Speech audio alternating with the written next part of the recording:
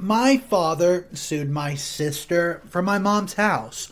We're devastated, and you won't believe how this story ends. Let me tell you. A bit of a backstory. My parents got divorced 33 years ago. Oh, and at the time, they both owned several houses. When they separated their assets, my mother got the home she lives in now, and my father got the home he lives in now. But he tried to still take the home she lives in by not paying the mortgage payments and not telling her he has not paid it. Had it not been for my godfather loaning my mother the money to get the payment up to date, my father would have put my mother and his 3 kids on the street. Fast forward 28 years later. My father owned his own business and he was looking for someone to buy it, and so my sister offered to buy it from him. They agreed on a price and signed the contract. Now, here's the rub. The business was actually a business that was losing customers because it's a dying industry, and my father never told my sister that. My sister is one of the hardest workers I know, and she put everything she had into this business, and nothing she was doing is working. And that wasn't because she wasn't doing the right thing. It was because the business in itself was a dying medium for the industry. During the course of all this, after my father had finally retired, they got into an argument about it financially matter and dealing with the company. And my father was completely disrespectful in the way he handled it towards my sister. And he did that in front of her employees. My sister dropped talking to him at that point. Over the next couple of months, despite my sister's extensive hard work, the company went under, and my sister had to close the business after it's been open for 38 years. My sister was devastated by this because not only did she put all of her hard work, blood, sweat, and tears into it, but she also put all her financial resources, which meant she was financially devastated as well. My father was really upset because, well, the company that he created and nurtured over 38 years had been closed. What he saw was no fault of his own. Clearly, because the business closed, my sister could not continue to pay my dad's payment. She was paying him for the business. Then she found out that the business had already been dying. In fact, my father had taken money out of his own account to put into the business because he knew it was dying when he sold it to her. He literally scammed his own daughter in the sale, for lack of a better word. Because she stopped paying him, he decided that he was going to sue her in court with a judge and everything. Now, for a context, a few years before all this happened, my mom's gotten sick and gone to the hospital at the time I lived across the country. And my brother lived across the country also, and the only one who lived in the same state was my sister. My mother was afraid that if something happened to her, we would not get the house, so she put the house in my sister's name since my sister lived the closest. Oh yeah, the house was still in my mother's name as well, but my sister's name was added to it. After my mom got out of the hospital, she never got around to changing it. So, when my father started threatening to sue my sister, went through her assets, and realized that my mother's house was still in her name, and switched it back over to just my mom.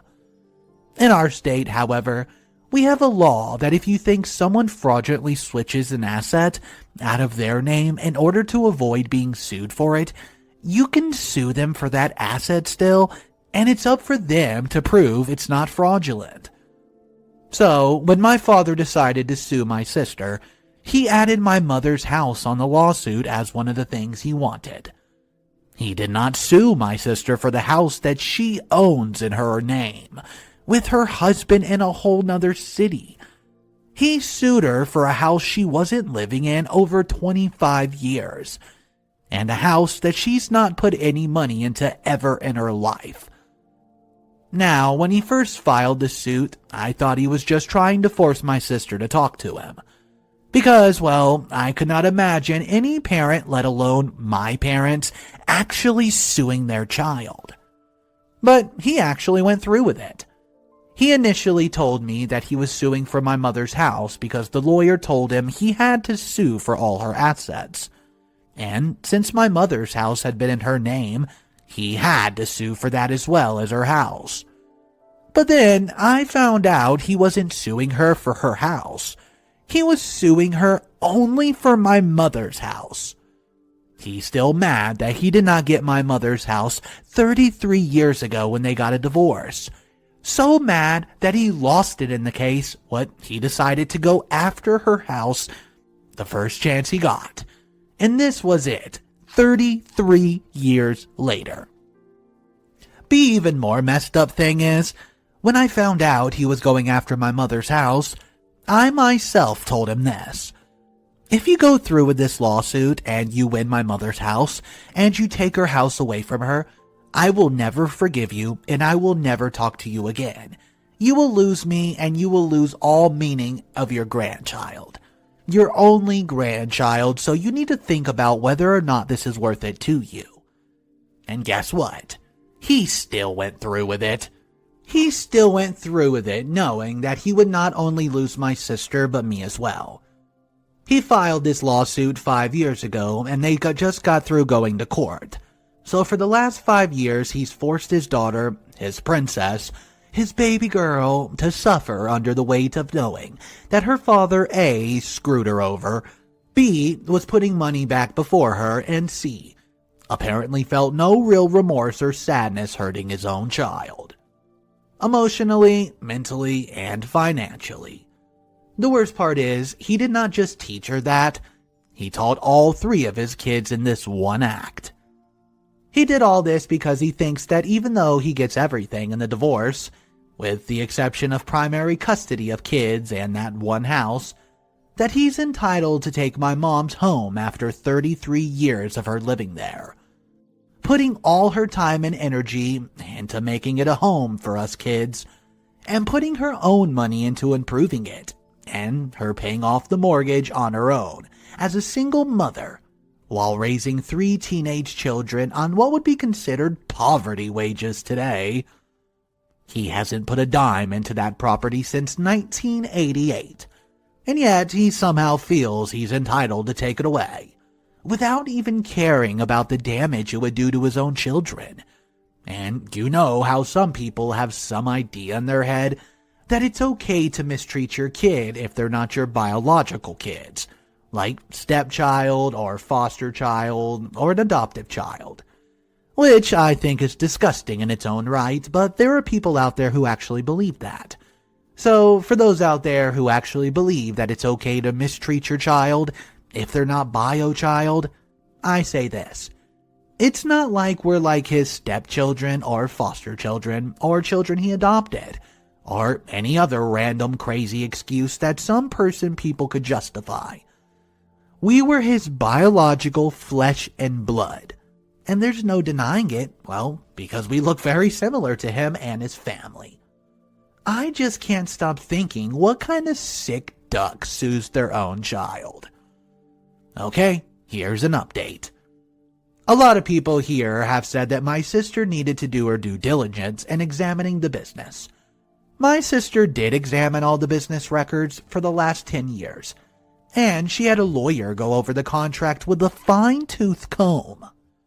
It wasn't a matter of her not doing her due diligence. It was a matter of the business records that she was given were very different from the business records that held the actual information necessary. For a lack of better words, we would say, he covered the books. And for those wondering the outcome, she actually did file a countersuit for him selling her a business that was unviable. She was able to prove in court that the business was failing before he sold it to her, and that the equipment he sold her was equipment that he bought 20 years ago, and was no longer usable when it came to technology of today. Also, I was pretty sure that no jury worth their salt would give him a house that my sister never put a dime in, and hadn't lived there for 25 years. especially when he hasn't going after any of her other assets. And guess what? I was right. When they got to court, my sister told the judge and the jury that she did not want anything from him in her countersuit. She didn't want money. He didn't want anything from him, but this is to be over with now. He told the court and the jury, but he just wanted my mother's house in lieu of the $300,000 my sister owed him for the business. My father lost his lawsuit. My sister won her lawsuit and was given $0, and that's what she asked for. So, he permanently lost one daughter, and the other one, myself, is seriously questioning whether or not I want to talk to him ever again. Over the last 10 years, I've maintained a relationship with my father. Not because it's what he wanted, but because it's what I wanted. Now, I just don't know if that's something I want to do anymore. I don't know if I want to be around that kind of person that could sue his own child. Alright, update 2. First of all, I want to thank everybody for their comments and their concerns regarding this. You take time out of your day to give me your opinion, and I truly appreciate it. For those of you wondering, I did try to have a relationship with my father to some extent again, after telling him exactly how I felt about what he did, and making it clear to him that those were my feelings and they weren't going to change. Unfortunately, my father is my father, and I ended up not being able to put aside what he's done from who he is. Because, at the end of the day, what he had done is a direct result of who he is. So, I've stopped talking to him for the time being. Ironically, the thing that got me there was an argument over lettuce. Basically, he wanted to give me lettuce that I would never use, and I repeatedly told him I would never use it. But he kept insisting that I come over and get it. At the end of the day, I basically realized that at my emotional state right now, even if I wanted to have a relationship with him, I can't. I'm too angry, hurt, and disgusted by what he did. I'm a person who used to believe that family was everything.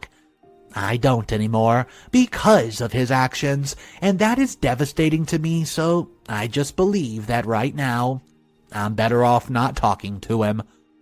I want to thank you again for your kind words and your caring concern. Hey guys, so this story was wild. Can you believe a father would do that to his own flesh and blood? Guys, have you known anyone that's been in a similar situation? Let me know in the comment section down below. Share your stories and thoughts. I was actually reading the comments on the original thread, and this one person said, have your sister look up fraud in the inducement in her state. She could countersue your father for misleading her about the business and its probability of success. Alright, so there's that at least, guys. Hopefully this has a good ending. I'm going to update if there's an update for this story.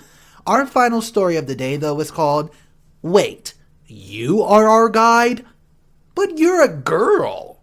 These two people refuse to go out because they realize their leader of the trip is a female.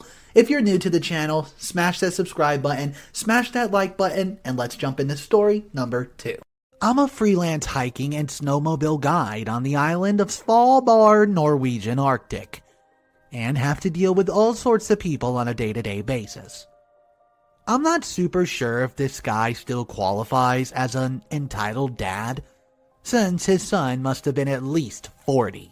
But here we go. A few months ago, I was guiding a trip by myself. We only send one guide out when the group is small, so I went to the hotels to pick up my guest, an Italian couple and this Saudi Arabian father, son who is also part of the combo. I walked into their hotel, introduced myself, and got everybody to sit in the car.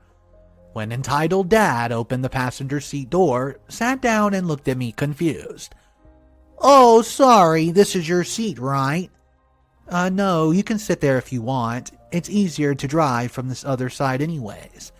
I always try to crack a joke or two to break the ice. Lots of people are nervous when having to drive a snowmobile for the first time. He looked at me slightly more confused, but I assumed it's only a language barrier.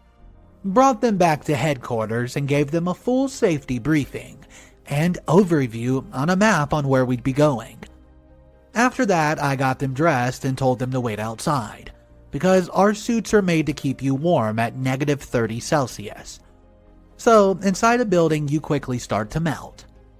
Once I was dressed, I went to meet them outside. "Oh, you're coming with us on the tour?" "I hope so, since I'm your guide." I told them the briefing, the usual, "Hey, my name's Kat, and I'll be your guide for today." "Is that a gun?" "Yes, sir, but don't worry, she's not loaded." Ugh. ED and Son looked at each other confused, and we all started walking towards the snowmobiles so I could give them a small briefing on how to drive them. The Italians had told me they've been driving before, so I decided to place them in the end of the group and entitled Dad and Son in the front. Everybody got to drive their own vehicle. Because, out of the experience, it's always better for more experienced guests to be in the back, since they might have to speed up here and there to fill a gap. "Oh, but where's the guide?" "Here, I'm just in front of you. Literally here." "But you're a female. Can't guide us if you're a female." About 50% of our guides are girls here in Svalbard. It's not that uncommon. Don't worry, we girls are just as good as our male colleagues. I think my father wants to know who will operate the gun. Well, let's hope we don't even have to take it out or boot it. But if we have to, I'm trained and licensed to shoot. Oh no. No? You're a woman. Women can't shoot guns. "It's not safe." Excuse me. Guys, if you don't want me as your guide, that's fine. Go back inside to 8HQ, take the suit off, and tell our recipients to call you a taxi. If you don't feel safe, that's up to you. But I am the guide for this trip today, and if you want to head out, you'll have to deal with me. But if we don't go, we want our money back. You can try, but I bet you that you won't get a penny, because it's your own decision to not come along. I'll go, if you get a male guide for us. I won't get anybody else to join. You've signed the agreement that I'm in charge of this tour, and if you'll listen to what I tell you to do and not to do. I didn't sign anything. Yes, about 15 minutes ago before you got dressed. I saw you sign it. Entitled Father then walks back inside the HQ. Son and the Italian stayed. Son called his dad, found out Entitled Father would not come with a woman. Son and the Italians drove with me. We saw reindeer, sea ice, a polar bear in the distance. No need for the rifle. And, in general, had a great time. After the tour, Son came to me and apologized for his behavior, and called me a good girl guide. My boss heard that and still mocks me with it today. I personally can't believe two people would say they're not going to go on the trip after they wasted their entire day just to get there because they find out that their leader is a girl. She's fully trained, knows how to shoot a rifle, and has taken all the necessary steps to be able to lead that class. I think they're ridiculous, but I think the best part of the story was when the entitled dad decided to stay back, but his son didn't. So think about this. The father had to sit at HQ the entire trip waiting on his son. Let me know what you guys think of this story in the comment section below. I hope each and every one of you have an amazing day. Mr. Reddito will see you tomorrow.